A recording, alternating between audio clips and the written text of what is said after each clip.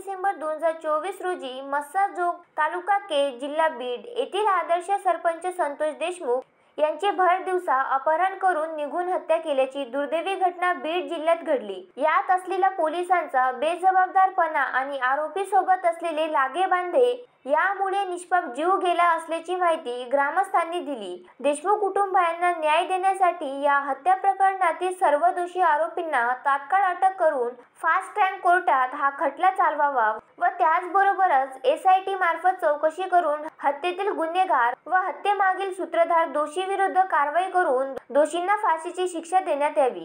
तसेच राज्यातील सरपंचावर होणारे हल्ले लक्षात घेता स्वरक्षकांसाठी सरपंचांना शस्त्र परवाने देण्यात यावे। तसेच सरपंचाच्या फिर्यादीवरून शासकीय कामात अडथळा निर्माण केल्यास 353 दाखल करण्यात यावे। ग्रामसभेला पोलीस बंदोबस्त देण्यात यावा।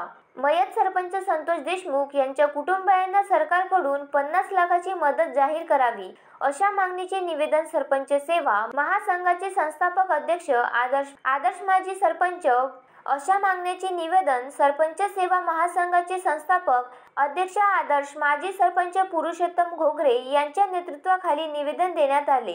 यावेळी ज्येष्ठ सरपंच शशिकांत मंगळे, अमोल घुर्डे, तालुका अध्यक्ष विवेक देशमुख, महिला तालुका अध्यक्ष स्वाती काळे, ज्ञानदेव ढवळे, निलुताई येवळे, स्वातीताई काळे, अलकाताई रोकडे, भारतीताई लांडे, रीनाताई काळे, अमर शिंगणे, अवधूत लिंगोट, किशोर खडसे, निलेश चोपळे, चक्रधर रोकडे, प्रकाश गोले, संदीप लहाने, दत्ता मोरे, रवींद्र अभयंकर, भाई इंगोले, योगेश भारडे, मच्छिंद्र वाघ, योगेश नेवाडे, श्रीकांत देशमुख, सचिन लांडे, संजय काळे, संदीप लहाने, दिनेश काळे, अनंत रोकडे, अजय येवले इत्यादी सरपंच, उपसरपंच, ग्रामपंचायत सदस्य मोठ्या संख्येने उपस्थित होते।